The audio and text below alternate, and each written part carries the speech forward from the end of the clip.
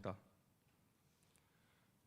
고린도전서 1장 18절부터 31절까지 말씀입니다.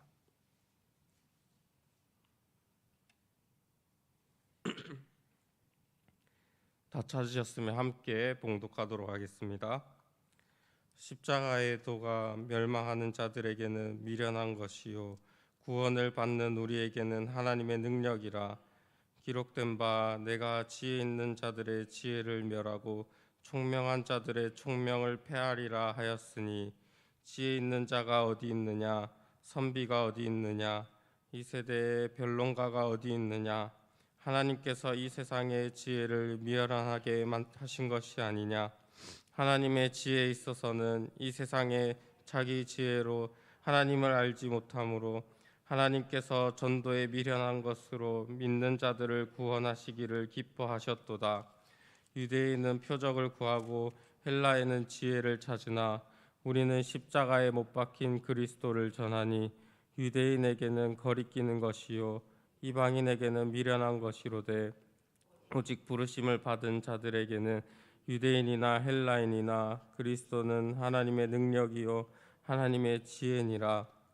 하나님의 어리석음이 사람보다 지혜롭고 하나님의 약하심이 사람보다 강하니라. 형제들아, 너희를 부르심을 보라.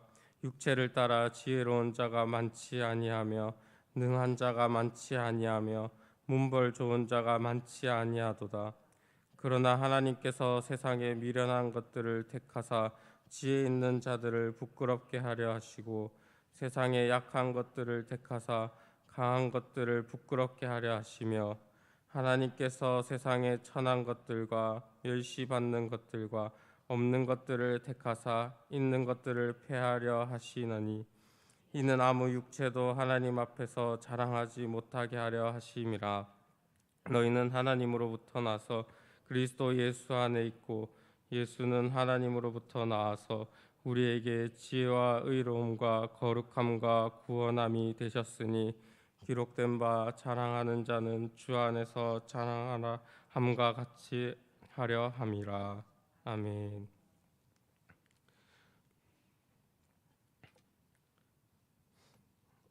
우리가 살아가는 이 시대에는 세대를 많이 나누고 있습니다.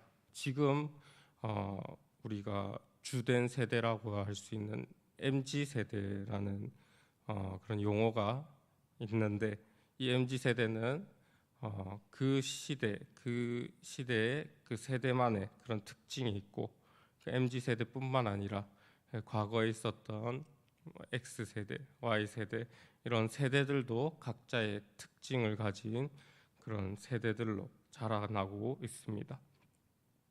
이렇게 세대들을 나누는 이유는 각자 그 세대마다 특징이 있기 때문입니다.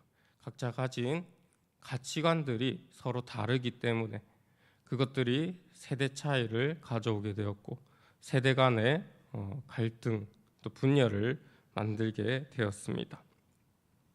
이러한 세대 간의 갈등이 생기게 되는 그런 원인인 이 가치관의 차이는 어떤 것을 더 우선적으로 하느냐, 어떤 것이 더 가치가 있느냐에 따라서 서로 달라지는 것 같습니다. 각자가 중요한 것이, 각자가 생각하는 그 가치가 다르기 때문에 그렇게 분열이 일어나고 있는 것입니다. 우리는 교회 안에 있는 우리는 이렇게 세대별로 나눠지는 것이 아니라, 각자의 가치가 달라지는 것이 아니라 성경 말씀이 가장 가치가 있는 것이 되어야 할 것입니다. 성경 말씀이 우리의 기준이 되고 또 우리의 가치가 되어야지 이 교회가 더욱더 하나가 될 수 있을 것입니다. 우리가 방금 읽었던 이 고린도 전서 역시도 교회 안에 그 문제들이 있었습니다. 서로 분열하는 문제들이 있었는데, 그 원인으로는 각자가 가진, 개인이 가진 그런 가치들이 서로 달랐기 때문에 생겨났던 그러한 갈등들이었습니다. 이 고린도라는 도시는 당시의 교통의 요충지라고 불릴 그러한 위치에 있었습니다. 좌우로 로마와 소아시아가 있었고, 또 아프리카로 또 진출할 수 있는 그런 항구가 위치해 있었습니다. 위아래로는 유럽으로 나갈 수도 있고, 또 그리스로도 나갈 수 있는 그런 육로가 있었습니다. 이렇게 고린도 도시가 여러 나라로 뻗어나갈 수 있었고, 여러 문화를 또 전하는 그런 통로가 되었기 때문에 많은 사람들이 그 도시를 오고 가게 되었습니다. 많은 사람들이 오고 가게 되면서 자연스럽게 이 고린도라는 도시가 대도시가 되어서 무역이 발달하게 되었고, 또 군사적으로도 굉장히 발달한 아주 큰 도시가 되었습니다. 이렇게 많은 사람들이 왕래하는 도시였기 때문에 이런 도시적인 특징으로 인해서 다양한 문화가 공존하게 되었고, 또 사람들의 지적인 수준도 굉장히 높아지게 되었습니다. 당시에 철학과 수사학이 발달했다라고 하면서 사람들은 각자가 생각하는 지혜가 무엇인지 서로 나누고 토론하였습니다. 그래서 이 고린도 도시의 사람들은 굉장히 말을 잘하고 철학적이었고 지식이 굉장히 많았습니다. 이렇게 지적인 사람들이 많다는 것이 좋은 점도 있지만 문제가 많이 또 발생하였습니다. 그리스도 안에서 언변과 지식이 풍족해야 하는데 세상의 지혜가 넘쳐났기 때문에 이 고린도 교회 안에서도 이 세상의 지혜가 틈타게 되었습니다. 사람들이 이 교회를 다니는 교인들이 세상의 지혜를 이 교회 안으로 끌고 오는 그런 실수를 저지르게 되는 것입니다. 우리는 세상의 지혜를 가지고 하나님 안에서 그것들을 해석해야 됩니다. 하나님 말씀이 기준되어서 세상의 지혜를 해석해야 하는데, 반대로 세상의 지혜를 가지고 하나님의 그 지혜를 해석하려고 했었습니다. 이러한 문제가 고린도 교회 안에서 발생하게 되었던 것입니다. 그래서 바울은 이 고린도 교인들에게 무엇이 참된 지혜인가, 무엇이 정말로 미련한 것인가에 대해서 올바로 가르쳐 주려고 하였습니다. 우리 18절부터 20절까지 함께 읽도록 하겠습니다. 십자가의 도가 멸망하는 자들에게는 미련한 것이요 구원을 받는 우리에게는 하나님의 능력이라. 기록된 바 내가 지혜 있는 자들의 지혜를 멸하고 총명한 자들의 총명을 폐하리라 하였으니, 지혜 있는 자가 어디 있느냐, 선비가 어디 있느냐, 이 세대의 변론가가 어디 있느냐, 하나님께서 이 세상의 지혜를 미련하게 하신 것이 아니냐. 이 십자가라는 것이 사형 집행에 사용되는 사형 틀입니다. 우리는 예수님께서 십자가에 죽으신 그 일로 인해서 이 십자가를 우리는 고귀하게 생각하고 있지만, 당시에는 이 십자가라는 것이 정말 비참하고 저주받은 그런 형벌이었습니다. 그래서 십자가에 죽는다는 것은 그 사람이 정말 비참한 그런 저주받은 사람이다라고 설명할 수밖에 없습니다. 그래서 이 사람들이 보는 예수님의 죽음은 그야말로 충격적이고 정말 저주가 가득 담긴 그런 죽음이었습니다. 예수님이 이 세상을 구원할 메시아로, 왕으로 오셨는데 십자가에 비참하게 죽게 되었다, 그렇게 저주받아 죽게 되었다라는 것은 세상 사람들이 이해하기로는 정말 도저히 이해할 수가 없는, 도저히 메시아라고 여길 수 없는 그러한 미련한 것으로 여겨졌다라고 하는 것입니다. 하지만 하나님께서는 이 저주와도 같은 이 십자가의 죽음을 통해서 우리의 죄를 해결받게 하셨고, 또 예수님이 부활의 첫 열매가 되게 하셨습니다. 이 하나님의 지혜로 누구도 해결할 수 없었던 그 우리의 죄를 해결해 주신 것입니다. 이렇게 십자가라는 것이 세상 사람들이 보기에는 그 미련해 보이는 하나님의 지혜라는 것이 미련해 보였지만, 구원받은 우리에게는 이 십자가라는 것이 하나님의 능력이 된다라고 바울이 이야기하고 있는 것입니다. 고린도 교회 사람들은 이렇게 하나님의 능력이 되는 그 십자가와 말씀이 우리의 참된 지혜가 되어야 함에도 불구하고 고린도 교회 사람들이 세상의 지혜를 끌고 와서 그 십자가의 참된 의미를 퇴색하고 있다라고 하는 것입니다. 하지만 하나님의 지혜 앞에서 이 세상의 지혜라는 것은 미련한 것이 됩니다. 하나님께서 이 세상의 지혜를 미련하게 한다라고 말씀하시는 것입니다. 우리 21절부터 24절까지 함께 읽겠습니다. 하나님의 지혜에 있어서는 이 세상이 자기 지혜로 하나님을 알지 못하므로 하나님께서 전도에 미련한 것으로 믿는 자들을 구원하시기를 기뻐하셨도다. 유대인은 표적을 구하고 헬라인은 지혜를 찾으나 우리는 십자가에 못 박힌 그리스도를 전하니 유대인에게는 거리끼는 것이요 이방인에게는 미련한 것이로되 오직 부르심을 받은 자들에게는 유대인이나 헬라인이나 그리스도는 하나님의 능력이요 하나님의 지혜니라. 아멘.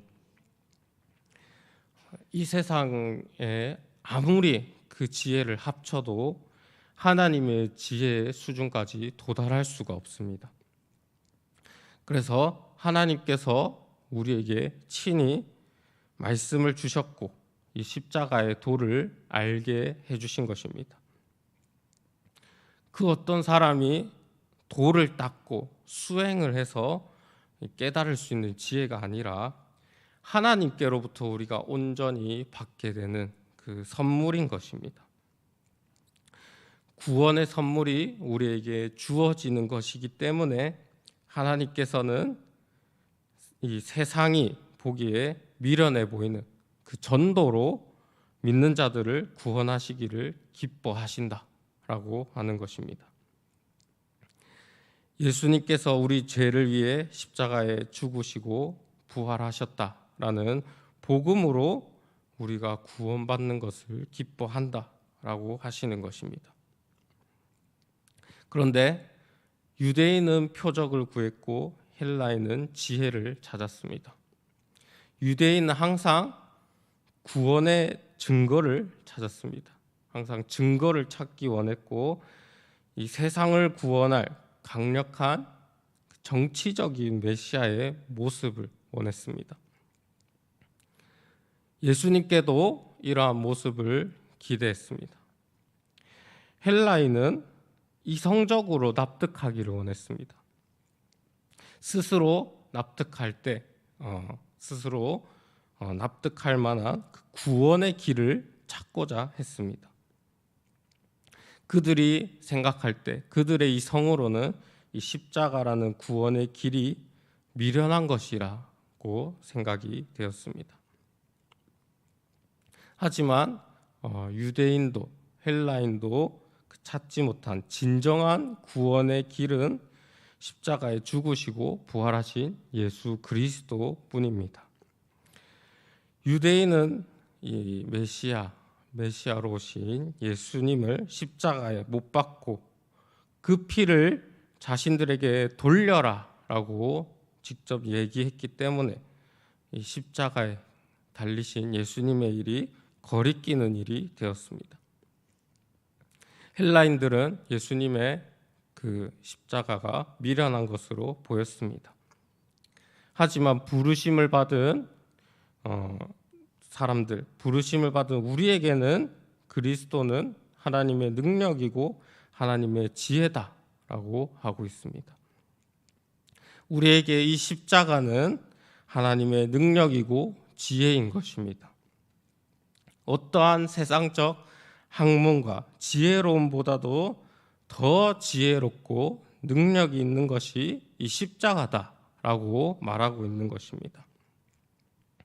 우리 25절부터 29절까지 함께 읽도록 하겠습니다.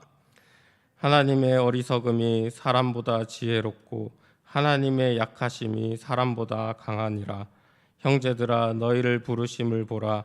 육체를 따라 지혜로운 자가 많지 아니하며 능한 자가 많지 아니하며 문벌 좋은 자가 많지 아니하도다. 그러나 하나님께서 세상에 미련한 것들을 택하사 지혜 있는 자들을 부끄럽게 하려 하시고 세상에 약한 것들을 택하사 강한 것들을 부끄럽게 하려 하시며 하나님께서 세상에 천한 것들과 멸시받는 것들과 없는 것들을 택하사 있는 것들을 폐하려 하시나니 이는 아무 육체도 하나님 앞에서 자랑하지 못하게 하려 하심이라. 아멘. 하나님은 세상에서 지혜라고 떠들고 다니는 자들을 부끄럽게 하려고 하시기 위해서 약한 것을 택하셔서 강한 것들을 부끄럽게 만든다라고 하고 있습니다. 바울은 이 고린도 교인들을 보고 그들이 부르심을 보고 지혜로운 자가 많지 않고 능한 자가 많지 않고 문벌 좋은 자가 많지 않다라고 하고 있습니다. 고린도 교인들의 수준이 지혜롭지 못하고 능한 자가 별로 없고 문벌 좋은 자가 별로 없다라고 하고 있습니다. 그런데 바울은 지혜와 능함과 문벌보다도 더 중요한 것이 하나님의 지혜라고 말하고 있습니다. 고린도 교인들에게 너희가 가지지 못한 이것보다 더 중요한 것이 하나님의 지혜다라고 하고 있는 것입니다.